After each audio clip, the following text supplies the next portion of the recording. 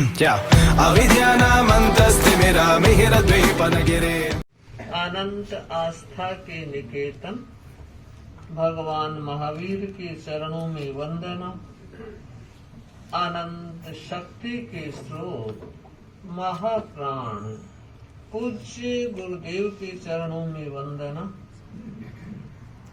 सम्माननीय डॉक्टर साध्वी कुंदन रेखा जी एवं रात्निक साध्वी परिवार, सम्मानित मंच, श्रावक श्राविका समाज, यह प्यारी सी परिषद। कितनी देर से भाई पीछे खड़े हैं। जब मैं एक बार बाहर गई तो 2 चक्कर लगा के आ जाते हूँ और मैंने कहा कुर्सियां तो मेरा शादी पूरी होगी। मुझे लग रहा है कि सचमुच में हम धन्य हैं, आप भी धन्य हैं। और ऐसा नजारा तेरा पंथ धर्म संघ में ही देखने को मिल सकता है। जहाँ गुरु का आशीर्वाद बरसता है वहाँ सब काम होते हैं। एक 2 वर्ष का पूरा लेखा जोखा संभालने के लिए, समझने के लिए आज मुझे एक मौका मिला कि सच में हमारा श्रावक समाज कितना कृतज्ञ है, कितना जागरूक है और कितने प्रमोद भाव के साथ आगे बढ़ रहा है। ये जो परिषद है इस बात की साक्षी है कि ये हमारा मंगल भावना समारोह दिल्ली स्तरीय हो रहा है। मुझे 9 अप्रैल का वो दिन भी याद है। न्यू फ्रेंड्स कॉलोनी में माता मंदिर में ये उपस्थिति नहीं थी जो आज हम देख रहे हैं। और ये सच भी है कि जब व्यक्ति जाता है तब पता लगता है उसने कितना कुछ किया है। आप सब कह रहे हैं कि साध्वी अणिमासी जी ने या इनके पूरे सिंघाड़े ने काम किया है। सच में अगर मुझे कोई पूछता है तो मैं एक छोटी सी घटना का जिक्र करूं। जिस समय श्री राम अयोध्या में आ गए थे, माता सीता भी विराजमान थी और सारे लोग बैठे हुए थे। एक प्रसंग चला। श्री राम ने पूछा, बताओ सीता की खोज किसने की? किसी को मौका ही नहीं दिया। जामवंत खड़ा हुआ और कहा, महाराज सीता की खोज किसने की? ये पूछने का प्रश्न ही नहीं है। दर्पण की तरह उजला चित्रपट है। सीता मैया की खोज हनुमान ने की और सब इस बात से सहमत थे। सभी ने अपनी स्वीकृति दर्ज कराई और श्री राम ने देखा सभी इस बात को मान रहे हैं कि सीता की खोज करने वाला एकमात्र कोई व्यक्तित्व है तो वह हनुमान है। हनुमान खड़ा होता है और हनुमान ने कहा, प्रभु मैंने खोज नहीं की। तत्काल जामवंत कहता है, प्रभु इसी ने की है। फिर हनुमान कहता है, भगवान मां सीता की खोज मैंने नहीं की। राम ने कहा, हनुमान जामवंत ही नहीं पूरी परिषद कह रही है कि तुमने खोज की और तुम कह रहे हो मैंने नहीं की। तो बताओ क्या मैंने की? राम ने कहा, तो फिर मैंने की। उसने कहा, हाँ भगवान ये खोज आपने ही की, आपकी शक्ति ने की, आपके आशीर्वाद ने की। बंधु मैं भी यही कहना चाह रही हूँ। इन 2 वर्षों के 2023 के हमने 9 महीने व्यतीत किए हैं और 2024 के 11 महीने व्यतीत किए और दोनों की संख्या बहुत अच्छी आ रही है। वहाँ 9 महीने और यहाँ 11 महीने। चातुर्मास 2 किए हैं, इसलिए हम कह सकते हैं 2 साल हमने दिल्ली में व्यतीत किए हैं। जो कुछ किया ये सारा श्रेय गुरु चरणों को। उनके आशीर्वाद से, उनकी ऊर्जा से, उनकी प्रेरणा से, उनके मार्गदर्शन से ये सब कुछ हुआ है।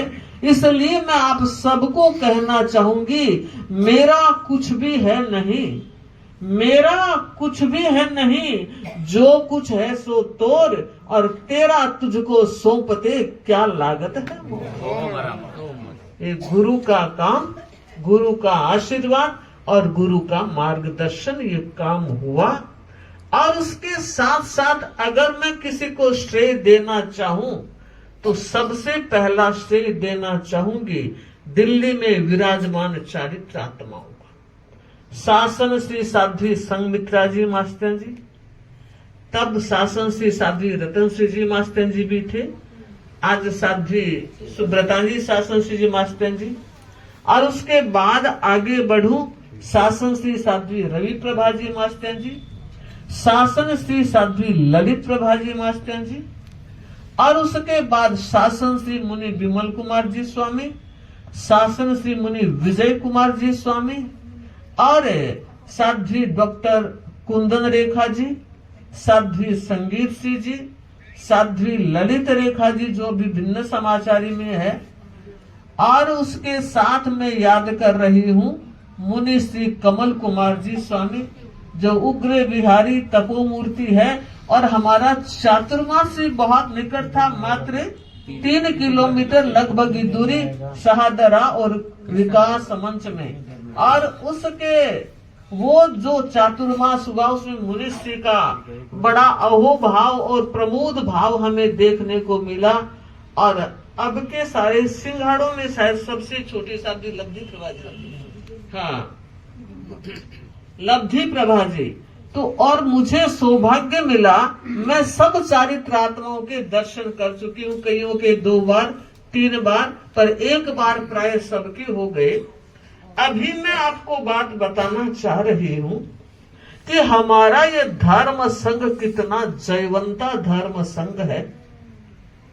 साध्वी कुंदन रेखा जी अपना वक्तव्य दे रही थी, गीत गा रही थी, और मैं पढ़ रही थी इनके चेहरे को, और मुझे ऐसा लग रहा था कि ये दिल बोल रहा है, भावनाएं बोल रही है। भला दीक्षा लिए तो मुझे ये 52वां वर्ष चल रहा है, 4 फरवरी को 52 वर्ष पूरे होने वाले हैं, बहुत कम समय रहा है। मैं श्रद्धेया साध्वी राय कुमारी जी के साथ में 25 वर्ष रही हूँ, और आज मैं जो कुछ हूँ गुरुओं की कृपा तो है ही है, वो तो हमारा नंबर 1 का स्थान है। लेकिन उसके बाद अगर निर्माण में कोई योग भूत बनता है तो वो अग्रगामी साध्वी बनती है। तो श्रद्धेया साध्वी राय कुमारी जी, साध्वी कान कुमारी जी और शासन श्री साध्वी मदन श्री जी को भी मैं याद कर रही हूँ। वो तीनों साध्वियों का मुझ पर जो बड़ा उपकार है, मेरे विकास में उन्होंने बहुत सहयोग दिया है। और उसके बाद ये चातुर्मास मेरा 27वां चातुर्मास, अग्रगामी बनने के बाद का 27वां चातुर्मास। और मैंने देखा कि हमारे धर्म संघ में साधु साध्वियों का कितना अहोभाव है। मंगल भावनाएं तो 52-51 वर्ष हुए हैं तो हर चौमासे में हुई है, चाहे हम सहगामी थे तब भी और अग्रगामी बने तब भी। पर बंधुओं, जीवन का ये पहला मौका है कि हमारी मंगल भावना में ऐसी विदुषी कर्मठ दबंग साध्वी, जिसको मैं अपने सहपाठी के रूप में पाकर धन्यता की अनुभूति करती हूँ। और इनकी जो प्रमोद भावना और साध्वी सौभाग्य यशा जी, साध्वी कल्याण यशा जी, जिन्होंने जिस स्वर में जो गीत की रचना और प्रस्तुति दी है, हमारा मन बड़ा प्रसन्न है। और मान रही हूँ कि इतना मान दिया है, मुझे उस मान को और अधिक बढ़ाने का प्रयास करना है। और श्रावक समाज से भी मैं कहना चाहूंगी, श्रावकों, ये हमारा जीवन साधु संतों के केवल मात्र प्रवचन में आते हो, प्रवचन सुन के जाते हो, हमारे जीवन को देखिए, हमारी जीवन शैली को देखिए कि हमारे मन में साधु साध्वियों के प्रति कितना अहोभाव है। क्या इस प्रमोद भाव की परिवार में जरूरत है? बड़ी जरूरत है। फिर से कहना चाहूंगी, अगर सास ने कोई अच्छा काम किया है तो बेटे और बहू को कहना चाहिए, थैंक्स माँ, बहुत अच्छा किया। चाहे वो भोजन बनाया, चाहे वो बिस्तर किया, चाहे कोई काम किया, आपके मन में कृतज्ञता के भाव रहने चाहिए। और सासू माँ से भी ये कहना चाहूंगी, हमारी बहू में आज बड़ी प्रतिभा संपन्न आ रही है। शिक्षा जगत में बहुत कुछ लेकर आ रही है, पर उनको संभालना भी बहुत जरूरी है। क्यों? एक समय था, हमारे भाइयों का एक रंगा राज था। कमाने वाले ये थे और भोजन करने वाले आप सब जानते हैं।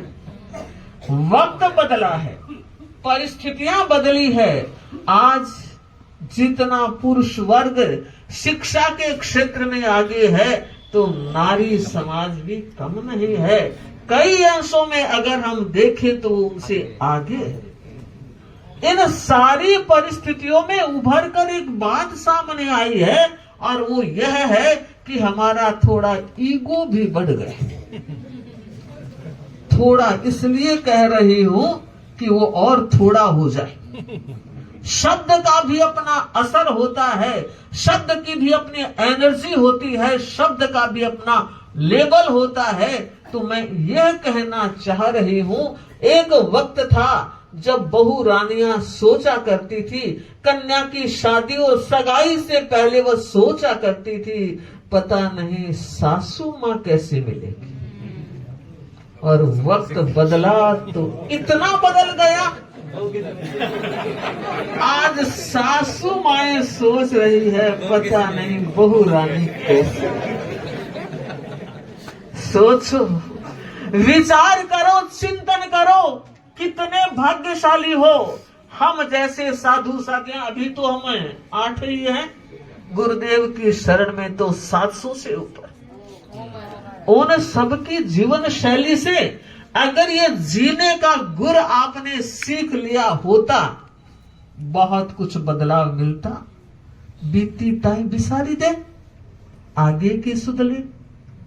जो हो गया अतीतम व्यतीतम, अब ध्यान देना है पुरुष वर्ग को भी, महिला वर्ग को भी, श्रावकों को भी और श्राविकाओं को भी।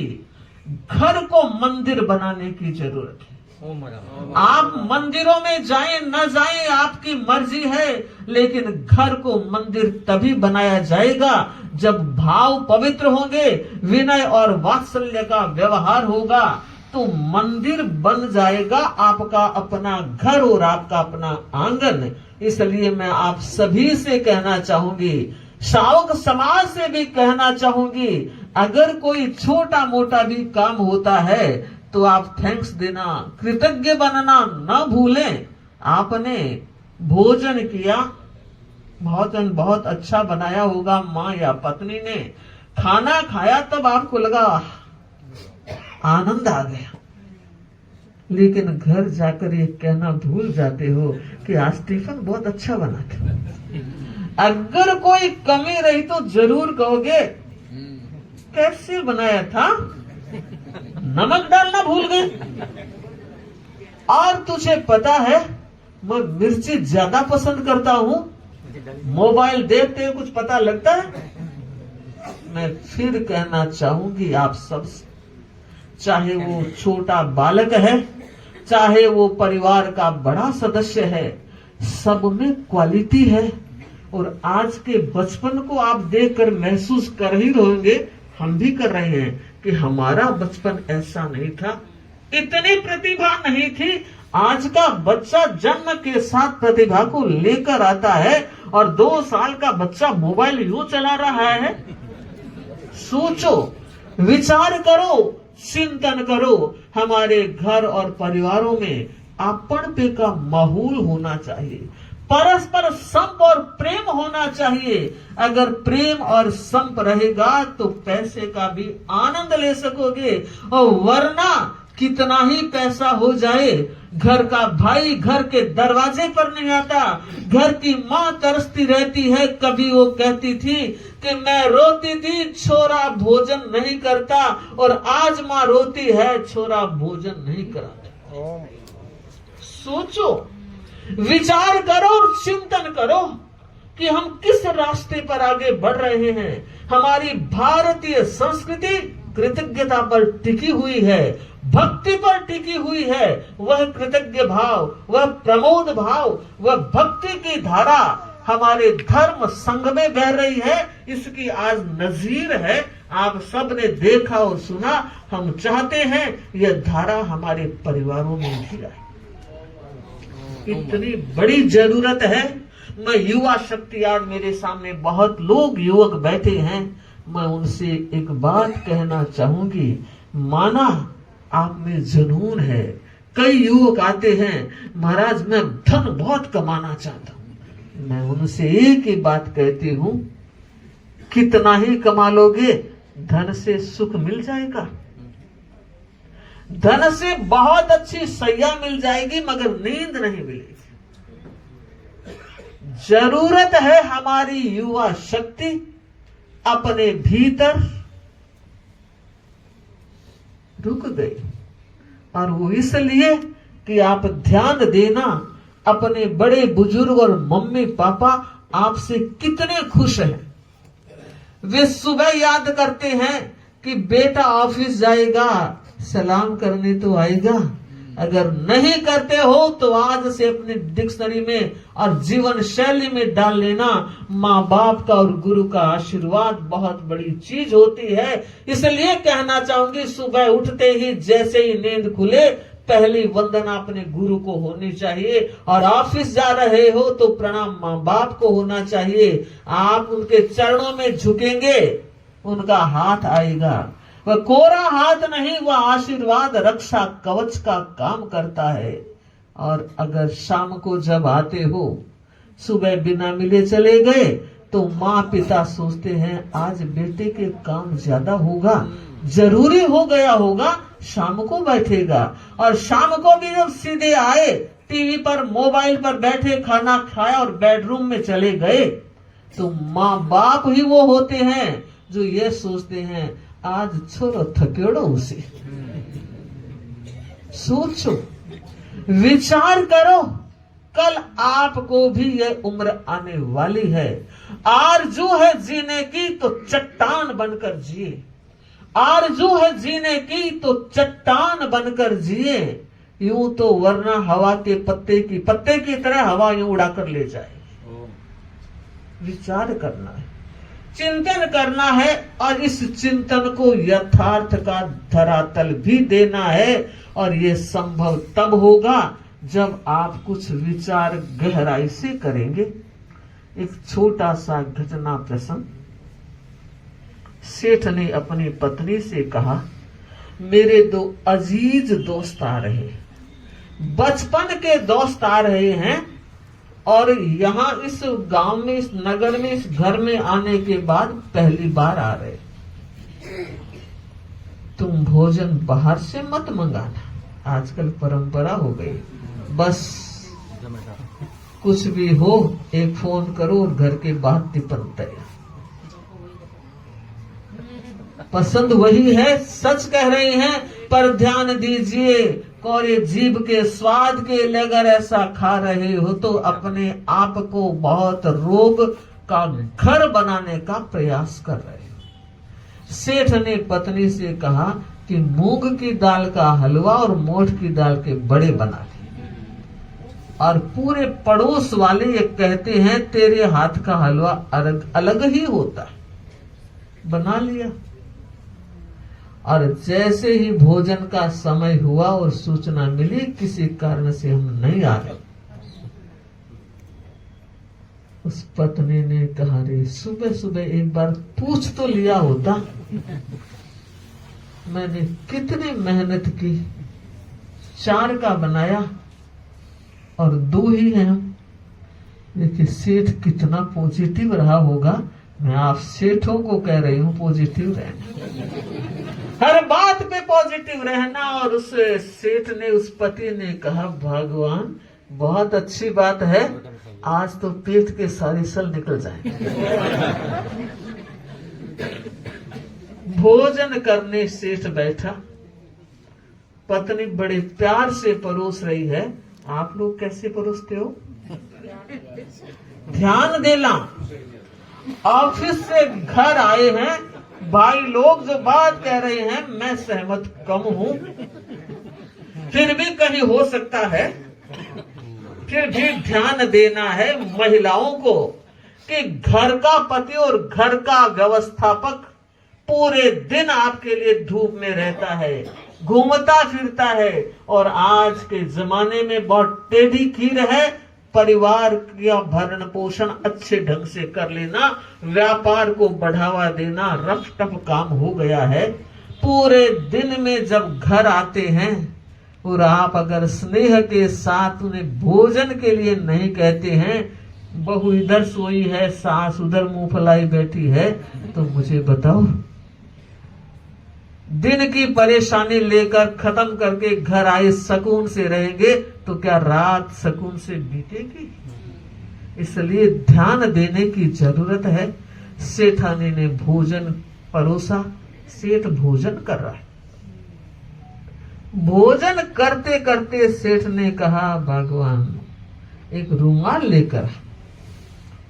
पत्नी ने सोचा रुमाल क्यों? पूछा नहीं, आप तो पूछ भी लेते हो। उसको कम करना, जो कह दिया कर दो, डन। फिर आप देखो घर का माहौल कितना बदलता है, कितने तर्क वितर्क करके आप सब कुछ गड़बड़ करते हो और सब कुछ तो ठीक हो गया होगा, पर वक्त जो बीतता है दोबारा लौटकर नहीं आता है। इसलिए एक एक मिनट का सार्थक उपयोग होना चाहिए। वो रुमाल लेकर आई, और जब रुमाल लेकर आई तो सेठ के हाथ में दिया, और सेठ ने यूं हाथ में लेकर रुमाल, पसीना पहुंचा। पत्नी को हंसी आ गई और उसने कहा पतिदेव एक बात पूछ लूं, नाराज मत होना। बता कि देखो दाल भिगोई मैंने, धोई मैंने, पीसी मैंने और कड़छी चलाई मैंने, सब कुछ मैंने किया, और आप खाते खाते पसीना आ रहा है। पसीने का सारा काम तो मैंने किया और अब आपको खाने में पसीना आ रहा है। अब ध्यान दीजिए सेठ ने क्या कहा, पचाएगा तेरा बाप। मैं यही कहना चाह रही हूँ, हमने भी दाल के हलवे और मोठ के बड़े से कम नहीं परोसा। अब वक्त पचाने का आया है। हमारी साध्वी जी ने कहा बादाम की कतली, काजू की कतली, और वो सब कुछ परोसा गया। अब पचाने का वक्त आया है, इसलिए पाचन शक्ति को मजबूत रखने का वक्त है। साधु साध्वियों की सच कहा कुंदन रेखा जी ने, विदाई नहीं होती है। कौन कहता है तुमसे हमारी विदाई होगी? कौन कहता है तुमसे हमारी विदाई होगी?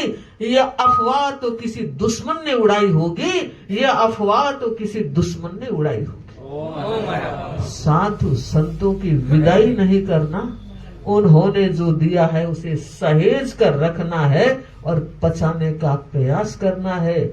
और दिल्ली क्षेत्र बहुत साताकारी क्षेत्र है, और वो इस संदर्भ में है कि यहाँ के श्रावक साधु साध्वियों के लिए माता पिता के तुल्य। माता पिता हमारे भगवान महावीर ने कहा है, अम्मा पीहू समाना। श्रावक कुछ माता पिता के तुल्य होते हैं। और मैं इस संदर्भ में यह बात कहना चाह रही हूँ कि साधु साध्वियां चिकित्सा व्यवस्था जो दिल्ली सभा कर रही है और पूरे श्रावक समाज के योगदान के साथ कर रही है, ये बहुत बड़ी बात है। तो मुझे लगता है माता पिता के तुल्य कितना ध्यान रखते हैं किस तरह की व्यवस्थाएं दे रहे हैं, हमने 2 साल में देखा है कि सच में हमारा श्रावक समाज बड़ा जागरूक श्रावक समाज है।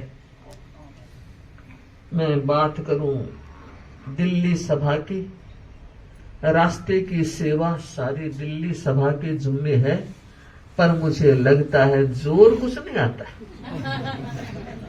हमारा। क्यों का जवाब अभी दे रही हूं।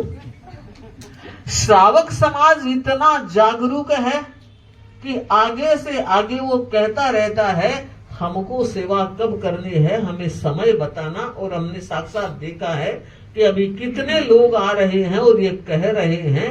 तो मैं मानती हूँ व्यवस्था पक्ष भी बहुत जरूरी है, और सुख राज्य जैसे अध्यक्ष आते हैं तो व्यवस्थाएं बड़ी समीचीन होती है।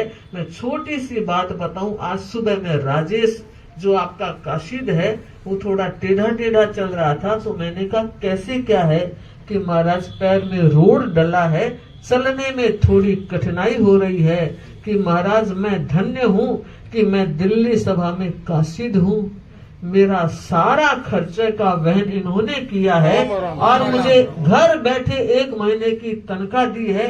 और अब मैं इस स्थिति में हूँ कि बहुत लंबा बिहार नहीं करवा सकता, फिर भी उन्होंने मुझे रखा है। मैं बताना ये चाह रही हूँ श्रावकों, सम्यक्त्व का एक गुण आया है, अनुकंपा, करुणा भाव। जो हमारे साथ वर्षों से काम कर रहा था, कोई कठिनाई आ गई तो हमारा दायित्व और फर्ज होता है। तो हमारा समाज कितना करुणाशील समाज है, कितनी दूर की बात सोचने वाला है। तो मैं ये चाह रही हूँ कि दिल्ली सभा अपने नेतृत्व को और अधिक सक्षम बनाती रहे, और उसमें प्रमोद जी और सुखराज जी तो है ही, उसके साथ में पूरी टीम को याद कर रही हूँ। पूरे समर्पण भाव के साथ ये टीम आगे बढ़ रही है और कितना ध्यान है। मैं गोविंद जी को देख रही हूँ, जैसे ही हमारा चातुर्मास बिहार दिल्ली की ओर फरमाया, ये सबसे पहले श्रावक है आखिर उन्होंने कहा, सुखराज जी ने कहा है व्यवस्था कहाँ से लेनी है, कब लेनी है, आप कृपा करके हमें आगे का मार्गदर्शन दे। कितने जागरूक हैं हमारे श्रावक, इसलिए बहुत बड़ी बात है। भाई मांगीलाल जी सेठिया के लिए वैसे सबके नाम लो, इतना तो वक्त नहीं है, लेकिन इनके लिए इसलिए नाम ले रही हूँ कि उम्र का जो पड़ाव है वो आप हम सबसे बहुत आगे। उस पड़ाव में जो इनकी सक्रियता है, मुझे लगता है कि सच में सबके लिए सीखने जैसे। हमने एक चातुर्मास पीतमपुरा किया है, थोड़ा घर नजदीक आ गया, लेकिन हमने शाहदरा के चातुर्मास में भी देखा, जब भी कोई कार्यक्रम प्रोग्राम हुआ आए ठीक बात ये कह रही हूँ, टाइम पे आए, टाइम का मैनेजमेंट। और आज हम जैसे ही उतर रहे थे और ये पहुंच गए, तो मुझे लगता है कि ऐसे श्रावक भी संघ की शोभा होते हैं और श्रावक समाज के लिए प्रेरणा होते हैं। तो दिल्ली के लिए ऐसा व्यक्तित्व प्रेरणा वाला है। शाहदरा सभा के 2 कार्यकाल हमने, पहला पन्नालाल जी का और दूसरा राजेंद्र जी का चल रहा है। बहुत अच्छे अध्यक्ष मंत्री की जोड़ी हमें मिली पीतमपुरा में, और बराबर बिहार सेवा में 16 तारीख से अब तक एक दिन भी ऐसे नहीं लगा कि हम अकेले चल रहे हैं। पूरा पीतमपुरा और आसपास का चोखला साथ में चल रहा है। अणुव्रत भवन में बड़ा साताकारी है। साध्वी जी को गर्मी में तो कुछ तकलीफ हुई होगी, पर हम तो सर्दी में रहे, सर्दी में बड़ा साताकारी है, बड़ा ही साताकारी क्षेत्र है। और ऐसा लगता है कि यहाँ गुरुओं के जो चरण टिके हैं, चातुर्मास हुए हैं, तो धरती का कण कण ऊर्जावान है। और जब भी हम यहाँ आते हैं तो एक अलग तरह की फीलिंग्स और भावनाएं आती है कि जब हम शाहदरा से बिहार कर रहे थे तो राजेंद्र जी साहब ने कहा था, महाराज आपको एमपी जाना है तो ठीक है, मगर आप दिल्ली रह जाओ तो सर्दी अणुव्रत भवन में बिताना। तो अणुव्रत भवन में थे तो कार्यक्रम भी सारे हुए, यहीं रहने से हुए, और सर्दी में भी सर्दी नहीं लगी। ये बहुत अच्छा शाकाहारी क्षेत्र है, स्थान है। यहाँ अणुव्रत न्यास, अणुव्रत समिति और भी जो लोग जुड़े हुए हैं, केसी जैन और शांतिलाल क्या अविद्यानामन्तस्तिमिरमिहिरद्वीपनगिरे